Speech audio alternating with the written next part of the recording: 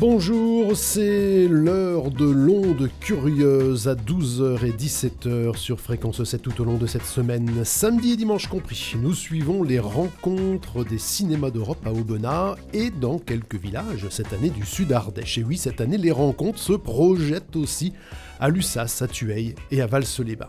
Premier invité de cette semaine au micro de Fréquence 7, Serge Avedikian, réalisateur franco-arménien. Serge Avedikian vient présenter cet après-midi au navire, projection à 17h, Retourner à Soloz, un film qui nous emmène sur les traces de ses grands-parents au sud d'Istanbul, en Turquie, mais pas seulement.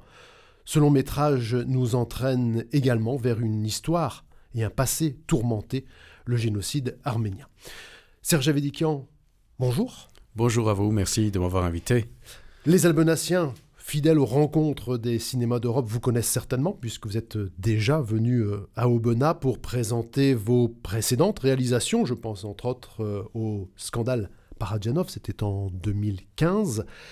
Mais pour bien comprendre le propos de votre nouveau film, il est peut-être judicieux de rappeler quelques éléments de votre parcours de vie. Alors vous n'hésiterez pas à me reprendre si je balbutie. Vous êtes né en Arménie de parents arméniens qui, eux, sont nés en France, parents qui sont retournés vivre en Arménie sous la propagande soviétique, on va dire entre 1947, l'après-guerre en fait, et 1970, année où vous vous installez en France, vous retournez en France avec vos parents. Le mot retourner est déjà là. Est déjà là. Et si on remonte l'arbre généalogique, on y trouve, et c'est logique, vos grands-parents qui, eux, ont connu l'Arménie d'avant le génocide perpétré par le gouvernement des jeunes Turcs entre 1915 et 1917, au cœur de notre première guerre mondiale. Vos parents et grands-parents donc ont vécu à Soloz, et c'est dans ce village que vous nous emmenez, village dans lequel vous êtes déjà retourné à 3 reprises, 1987, 2003, puis 2005, et ces retours dans le village de vos grands-parents vont donner lieu en 2006-2007 à un documentaire qui s'appelle « Nous avons bu la même eau ». Alors, je n'ai pas vu ce documentaire de 2006-2007. Peut-être pourriez-vous nous dire ce qu'il y a de différent avec Retourner à Soloz que vous allez nous présenter cet après-midi. Il y a beaucoup de choses différentes, mais en général. Fondamentalement, ce qu'il y a de différent, c'est que j'ai fait donc un 4e voyage 15 ans après 2005. C'est-à-dire en 2020, au tout début de 2020, juste avant la Covid. Et j'ai eu envie de faire ce 4e voyage parce que intuitivement et réellement, pour le suivi que je peux avoir vis-à-vis de mes amis d'origine turque, qui vivaient à Istanbul mais qui n'y vivent plus, ou sont en prison, ou se sont tus. Le mouvement, je dirais, d'ouverture des esprits, de la possibilité de mieux se connaître, d'essayer de comprendre ce qui s'était passé pour pouvoir le digérer, s'est arrêté brutalement avec la décision du président Erdogan de rompre les liens avec l'Europe, de mettre en prison ou d'éloigner de Turquie tous les intellectuels qui avaient une parole assez libre, notamment les francophones d'ailleurs, ou même les anglophones, qui sont aujourd'hui ou en Allemagne, ou en France, ou en Grèce, en tout cas pas en Turquie. Et ceux qui sont restés, ou se sont tus, ou sont en prison. Et j'ai dédié le film à Osman Kavala, qui est un homme extraordinaire que j'ai connu dans les années 2010, parce qu'il a coproduit Chiens d'Histoire, le court-métrage d'animation que j'avais fait sur l'histoire des chiens d'Istanbul, justement. J'ai la suite dans les idées, avec qui on a fait pas mal de choses. On a coproduit une pièce de théâtre qu'on a jouée à Istanbul et à Diyarbakir, dans le Kurdistan anatolien. Il a coproduit aussi un documentaire que j'ai voulu faire, que j'ai fait sur les chiens d'Istanbul aujourd'hui, puisque Istanbul a été capitale européenne de la culture en 2010, justement.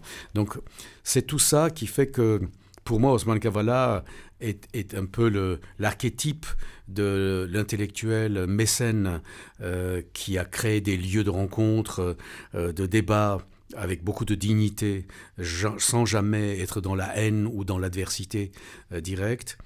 J'y ai assisté à plusieurs reprises avec des Grecs, des Juifs, des Arméniens, des Kurdes, des Turcs, bien sûr, puisque ça se passait au cœur d'Istanbul. Aujourd'hui, tout ça n'est plus possible. C'est ça qui est dommageable et regrettable. Et ce voyage, je l'ai fait parce que je voulais aller contre. Je voulais, enfreindre à la règle, comme quoi pour moi non plus c'était plus possible de retourner dans ce village. Et je voulais montrer que lorsqu'on a la nécessité et la volonté, même le totalitarisme ne vous arrête pas en fait. À la frontière, on ne vous arrête pas parce que vous êtes touriste. Personne ne disait que j'allais faire un film. Et je m'étais débrouillé pour le mettre en place, le tournage, bien sûr. J'avais même pris contact avec les enfants du village qui avaient grandi depuis que je voulais retrouver. J'avais pris contact avec les personnages du précédent film en disant est-ce qu'on peut se parler encore ? L'un d'eux, Hamid, que vous verrez dans le film, pour ceux qui viendront tout à l'heure, proposait en 2005, dans le film justement Nous avons bu la même eau, en 2005, proposait sur une discussion qu'on avait ensemble que les pierres tombales arméniennes que j'avais retrouvées dans le village puissent devenir un musée dans une des maisons arméniennes au centre du village, auquel moi j'ai donné non seulement mon assentiment positif, mais j'ai dit que j'étais prêt à participer financièrement aussi, parce que au-delà de protéger un patrimoine, parce que sur ces pierres tombales, il y a des poèmes qui sont gravés. C'est ça qui est beau aussi. C'est pas que des pierres tombales avec des noms et des dates.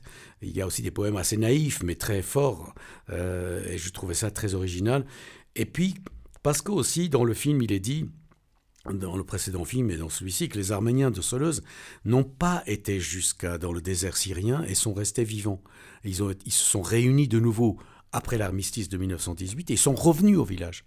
Et donc, ils y ont vécu jusqu'en 1923, où on va les chasser officiellement. Parce que le film révèle une chose, les deux films d'ailleurs, puisque j'ai gardé ce passage-là, mais différemment, il y a eu des échanges de population légales, signés par les Occidentaux, qu'Atatürk, le président de Turquie de cette époque, après le traité de Lausanne, où il a récupéré tous ces territoires et a fondé la République de Turquie, fait des échanges de population, comme on fera plus tard en Yougoslavie, c'est-à-dire de l'épuration ethnique. Ils renverront le maximum de chrétiens de Turquie vers la Bulgarie et la Grèce, qui sont des pays limitrophes et chrétiens, et récupéreront de la Bulgarie et de la Grèce toutes ces populations islamisées par l'Empire ottoman. Et ces gens-là n'y sont pour rien dans cette histoire. Ils vivent tranquillement là où ils sont, mais ils vont devenir l'objet d'échanges religieux, en fait, comme si c'était la religion qui définissait la personne et sa culture. Et c'est une forme d'instrumentalisation qui a été acceptée. Jusqu'à aujourd'hui, j'entends ça aujourd'hui sur les ondes télévisuelles et radiophoniques en France. La religion est de nouveau de retour comme une sorte d'instrumentalisation de l'exclusion de l'autre. Alors qu'on n'est pas obligé d'abord d'être croyant, ni d'être religieux d'ailleurs, et que notre appartenance ne se limite pas à ça. On a une culture, on est citoyen d'eux, on respecte des lois. La religion est quelque chose d'intime. C'est pas quelque chose qui est monnayable, si vous voulez. Alors que, de nouveau, comme à l'époque des guerres de religion, n'oublions pas qu'on vit dans un pays où les guerres de religion ont existé, entre catholiques et protestants en particulier dans les Cévennes et ailleurs. Donc, il faut avoir un peu de mémoire pour se dire que c'est possible que ça soit de retour. Cette fois-ci, ça peut être chrétiens contre musulmans, ou inversement, ainsi de suite. D'ailleurs, ces petites guerres sont déjà là depuis. Déjà là, oui. Voilà. Donc, le film, indirectement, d'une certaine façon, laisse entendre, retourner à Soleuze, laisse entendre que c'est ça qui est en jeu aujourd'hui, que la Turquie a été blessée, entre guillemets, du fait que l'Europe l'ait exclue de l'Europe. Alors ça, c'est 2015-2016 à peu près. Oui, autour de 2015, ça a été définitif. Mais ça a duré, vous savez combien de temps ça dure. Ça dure 15-20 ans, les études de ce genre. Et, ils finissent par s'habituer à l'idée qu'ils vont faire partie de l'Europe, mais pour l'économie, pas tellement pour autre chose. Et oui, alors du coup, donc pour revenir quand même à Osman Kavala, aujourd'hui, il est toujours... Oui, j'ai dédié le film à Osman parce qu'il était, au moment où je terminais le film, il y a moins d'un an, il était en prison et son dernier procès l'avait de nouveau humilié et maintenu alors qu'il n'y a aucune preuve réelle et tangible sur l'idée qu'il aurait été traître à la patrie ou qu'il aurait fomenté un coup monté contre le gouvernement. C'est stupide. C'est juste quelqu'un qui est démocrate. C'est juste quelqu'un qui dénonce, qui dit que ce qui se passe par rapport à la jeunesse, ce qui se passe dans l'autocratie qui s'installe en Turquie, c'est pas positif pour la société. C'est tout ce qu'il dit.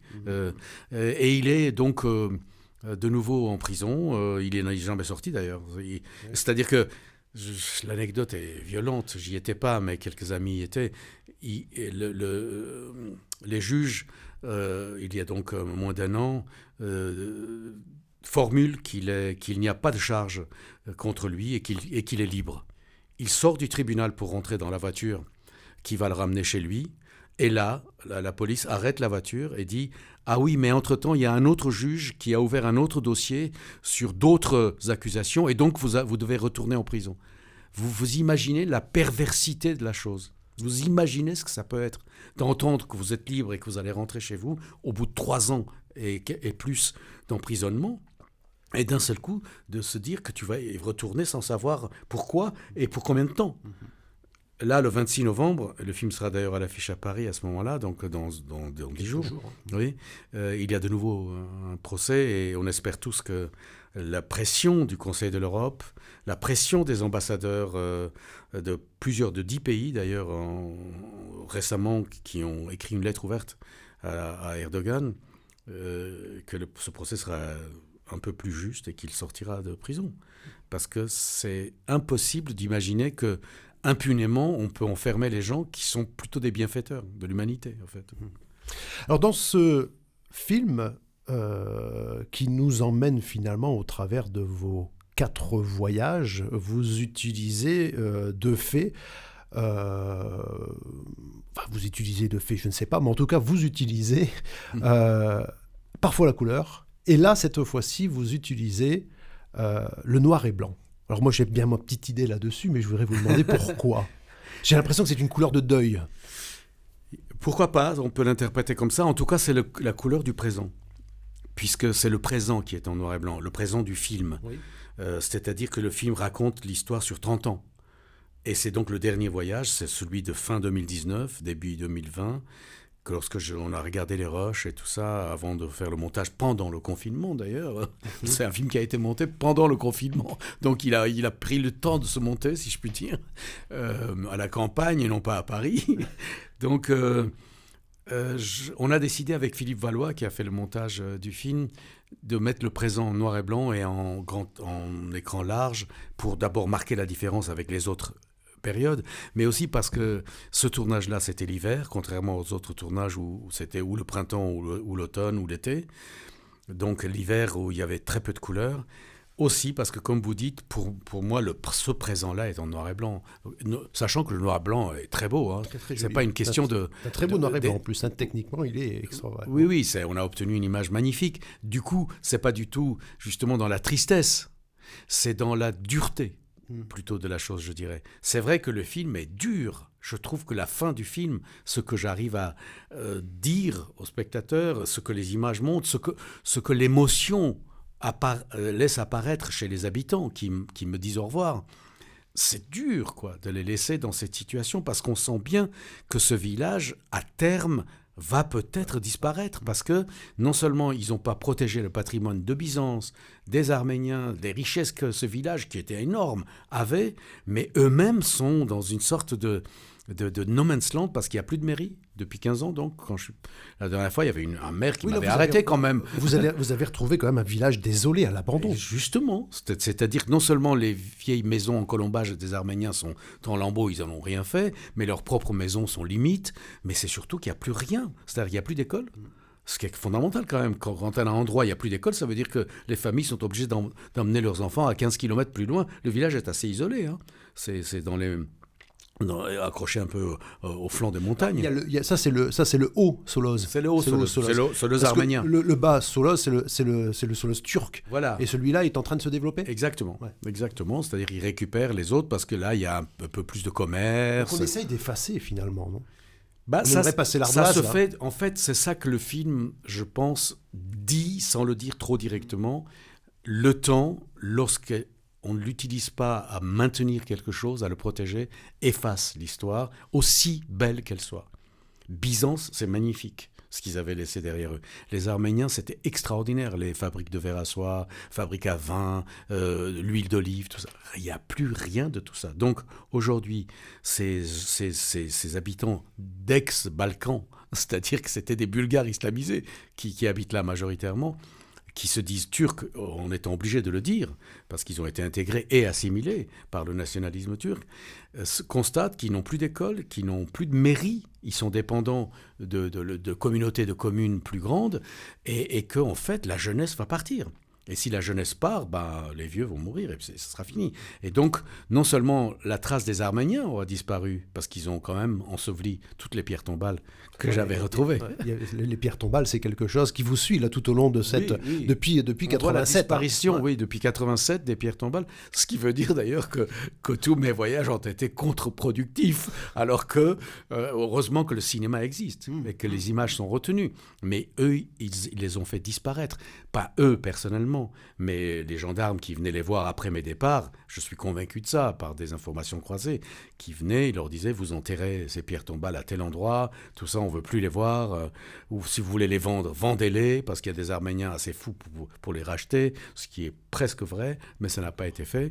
On me l'a proposé, à moi, d'acheter les pierres tombales éventuellement.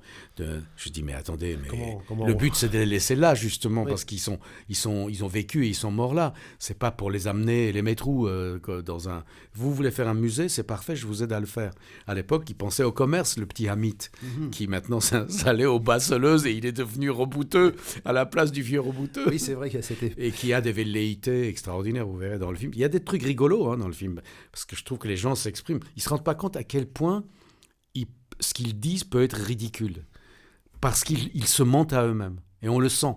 C'est-à-dire qu'on sent qu'ils ne peuvent pas dire autrement les choses. Et c'est pour ça que moi, j'utilise ce qu'on appelle le dialogisme. C'est-à-dire j'écoute, mais je ne juge pas et je ne commente pas. Oui, vous avez une démarche assez originale, hein, la manière dont vous essayez, vous tentez un rapprochement finalement entre ces Turcs d'aujourd'hui, dont vous dites qu'ils viennent d'ailleurs, des Balkans, et les Arméniens.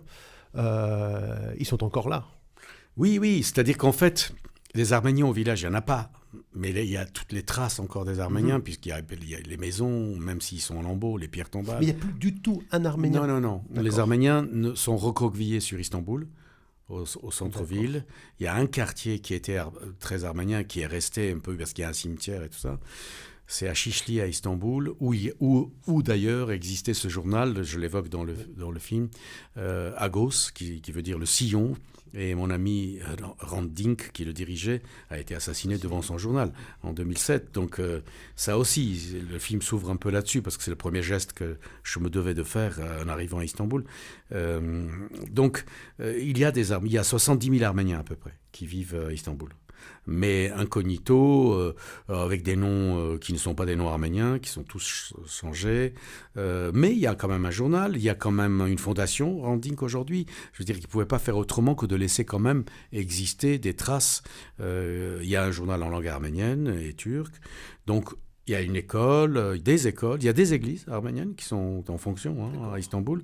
Donc, mais ça c'est comme l'Empire ottoman et tous les empires, c'est-à-dire qu'on te laisse exister dans ta culture et dans ta religion, à condition que tu payes ta dîme, que tu fermes ta gueule et que tu dises surtout rien par rapport au pays dans lequel tu vis. C'est ça le principe. L'URSS, c'était ça aussi.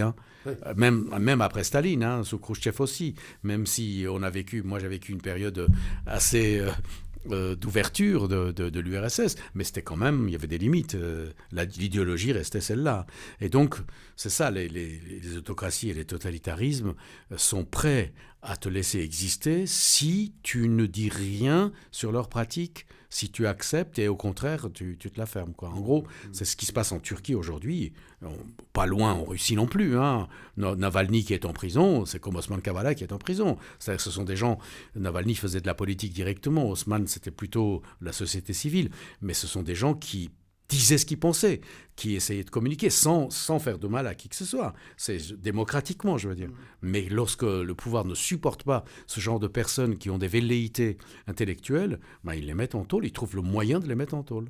Donc vous abordez, vous, ça d'une manière différente, finalement, à travers ces rencontres, ces images que l'on voit évoluer, ces enfants que l'on voit évoluer. Aujourd'hui encore, vous me disiez, juste avant qu'on ouvre le micro, ça m'a surpris, vous dites, aujourd'hui encore, je continue à avoir des contacts avec beaucoup d'entre eux. Mais bien sûr, non mais bien sûr, d'une part la vie continue, d'autre part ces gens n'y sont pour rien, et troisièmement, s'ils sont capables d'entendre ce qu'on leur dit, c'est important de dialoguer. Pour moi, il y a un gouvernement et il y a un peuple. Le peuple est soumis à un gouvernement, mais dans tout peuple, il y a des gens qui sont clairvoyants, il y a des gens qui sont curieux, il y a des gens qui savent lire et écrire et qui apprennent la réalité. D'ailleurs, pour l'anecdote, au début, quand vous décriviez le truc, j'ai un ami qui dit, à chaque fois qu'un journaliste dit le génocide arménien, il dit non, c'est pas le génocide arménien, les Arméniens n'ont pas commis de génocide, oui. C'est le génocide des Arméniens. C'est vrai. Donc, non, c'était pour me rappeler de Claude Moutafian qui a écrit des livres formidables sur ce sujet. Bref, non, moi je suis pour ce mot qu'on a beaucoup utilisé depuis longtemps pour une forme de résilience, même si cette résilience n'est pas tout à fait de bon augure, même entre les Arméniens et les Turcs, c'est pas possible d'être résilient lorsque les choses sont aussi frontalement tendues. Mais en revanche, je suis pour le dialogue avec ceux avec qui on peut parler. Et beaucoup de mes amis, qui viendront d'ailleurs débattre à Paris lors des séances à Paris et au Saint-André-des-Arts, dès cette semaine, sont des intellectuels turcs qui vivent en France maintenant, ou en Grèce, à côté, ou qui sont chez eux, mais qui ne parlent pas trop directement. Donc non, pour moi, le dialogue est fondamental, et je pense que c'est ce qui fera la différence à un moment donné. Vous dites dans ce nouveau film, au tout début, que vous voulez faire ressurgir la mémoire engloutie, la mémoire enfuie. Vous avez l'impression d'y être arrivé ? Je crois pas, parce que justement, si j'utilise déjà le terme mémoire engloutie, ça veut dire que c'est profond, c'est sous terre et sous l'eau et tout ce qu'on veut. Mais comme dit Murat, le personnage formidable que j'ai trouvé, que je connaissais pas, dont les parents ont une maison à Soleuse et qui vient écrire là, mais qui est un intellectuel, lui n'est pas le paysan que je rencontre, les paysans que je rencontre par ailleurs.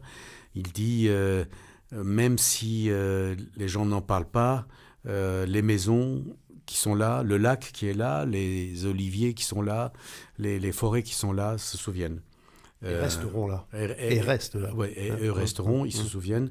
Et c'est comme ça qu'ils se consolent, en lui disant, moi je suis un peu plus exigeant, j'aimerais que les humains aussi puissent exister dans une paix durable et compréhensible. Et vous savez, demander pardon, c'est pas honteux, c'est pas du repentir, mais moi j'ai l'impression que pour les Turcs dirigeants, c'est une honte, quoi. C'est pour ça que j'utilise tout un diatribe sur la honte. Qui a honte de quoi ? En fait, c'est dans ces démarches-là. Moi-même, je commence à avoir honte, comme je vous disais tout à l'heure, différemment. La honte dans le sens moral du terme, de continuer à faire la preuve qu'il y a eu un génocide. Je trouve que c'est aberrant, après 100 ans, plus de 100 ans, de passer son temps à faire la preuve qu'il y a eu un génocide et que ça se répare, un génocide. Comme ont fait les Allemands par rapport aux nazis vis-à-vis des Juifs. Que ça serait un honneur pour les Turcs de faire ça. Un honneur. Ça serait eux qui sont si fervents de l'honneur. Ce serait tellement un honneur pour eux de le faire. Parce que c'est pas eux. C'est les jeunes Turcs de l'époque qui étaient des salopards, en fait, qui avaient fait leurs études en Europe, qui avaient la folie des grandeurs, comme d'ailleurs l'Allemagne nazie l'avait, ainsi de suite. On trouve déjà d'ailleurs, dans les années 20 ou même avant, je crois, on trouve déjà des Allemands qui aident les jeunes Turcs. Oui, bien sûr. Et puis après, on sait que le mot génocide, d'ailleurs, Raphaël Lemkin, l'avocat polonais qui était venu des États-Unis, l'a trouvé en étudiant ce qui s'est passé dans l'Empire ottoman vis-à-vis des Arméniens par rapport aux jeunes Turcs. C'est-à-dire couper les gènes. Génocide ne veut pas dire exterminer un peuple entier. Ça veut dire couper les gènes d'un peuple qui vit à cet endroit-là pour qu'ils ne vivent plus là. On les déplacer, les chasser en fait de l'endroit, et donc de blesser à vie et de façon mémorielle quelque chose qui est terrible, c'est-à-dire de te couper de tes racines. Donc, mais avec le pardon et la démarche et la réconciliation, c'est un mot qu'il faut aussi quand même utiliser à un moment donné. Une réconciliation est possible à terme. On l'a déjà vu, que ça s'est fait. En Afrique du Sud, c'est fait. En Allemagne, c'est fait.